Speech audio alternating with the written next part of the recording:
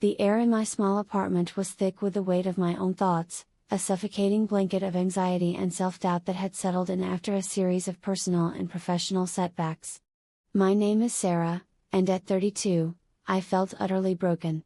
A recent divorce had left me questioning my worth, while a layoff from my marketing job stripped away the identity I had built over a decade. Each day blurred into the next, filled with endless scrolling through job listings and tearful phone calls to friends who tried their best to console me, but their words felt distant, like echoes in an empty canyon. I knew I needed a drastic change, something to shake me out of this spiral, and that's when I stumbled upon an old bucket list I had written in my 20s. At the top, in bold letters, was hike the Grand Canyon. It seemed like a distant dream then, but now, in my fragile state, it felt like a lifeline, a chance to prove to myself that I wasn't as broken as I felt. With a mix of determination and trepidation, I booked a flight to Arizona, packed my backpack with essentials, and set off on a journey that would become the crucible for my inner resilience. The first glimpse of the Grand Canyon from the South Rim took my breath away, not just from its sheer scale, but from the overwhelming sense of insignificance it evoked in me.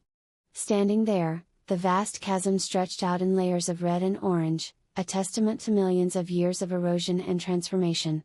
It mirrored my own life, layers of pain and disappointment carved by time. But instead of feeling inspired, I was gripped by fear. The depth was dizzying, the trails winding down into the abyss seemed like a metaphor for my descent into despair. My hands trembled as I adjusted my hiking boots, and the voice in my head whispered, "You can't do this. You're not strong enough." That first step onto the bright angel trail was the hardest. Each downward stride sent jolts of doubt through my body. The heat of the desert sun beat down relentlessly, and my muscles ached with the unfamiliar strain. I had to stop frequently, my breath ragged, as I battled not just the physical challenge but the psychological one. Memories of my failures replayed in my mind like a broken record, the fights with my ex-husband, the rejection emails from employers, the nights spent crying alone. I felt a surge of panic, wondering if I had made a terrible mistake. But then, something shifted. As I descended further, the canyon walls rose around me, creating a sense of enclosure that forced me to focus on the present moment. I started to notice the small things, the way the light filtered through the rock formations, the resilient cacti clinging to crevices, the sound of my own heartbeat steadying with each breath. I remembered reading about the canyon's formation, how water and wind had patiently sculpted this masterpiece over eons. It struck me that resilience isn't about avoiding breaks, it's about allowing those breaks to shape you into something stronger. I began to practice mindfulness, a coping mechanism I had learned in therapy but never fully embraced. With each step, I repeated a mantra: I am here. I am capable. I am enough. The fear didn't vanish, but it lost its power over me. Midway through the hike, as I reached a plateau overlooking the Colorado River, I sat on a rock and let the silence wash over me. The river below carved its way through the canyon with a relentless force, yet it seemed peaceful in its purpose. In that moment, I realized that my struggles weren't signs of weakness but opportunities for growth. I had been so focused on what I had lost, the marriage, the job, the sense of stability, that I forgot what I still had, my own spirit, my ability to adapt, and the courage to keep moving forward. Tears streamed down my face, but this time, they were tears of release, not sorrow. I felt a glimmer of empowerment, a seed of bravery taking root in the broken soil of my heart. The climb back up was grueling. My legs burned, my water supply dwindled, and the sun seemed to grow hotter with every foot gained. There were moments when I wanted to quit, to sit down and wait for someone to rescue me. But I pushed through, drawing on a reserve of strength I didn't know I possessed. I thought about the canyon's layers, each one representing a phase of my life, the painful ones just as essential as the joyful ones. By the time I reached the rim, exhausted but exhilarated, the sunset painted the sky in hues of gold and purple, as if celebrating my small victory.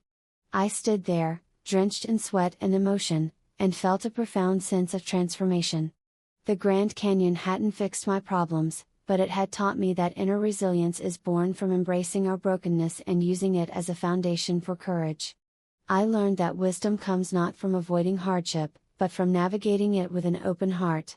Back home, I carried that lesson with me. I started a new job in a field I was passionate about, rebuilt my social connections, and even began dating again, this time with a deeper understanding of my own worth.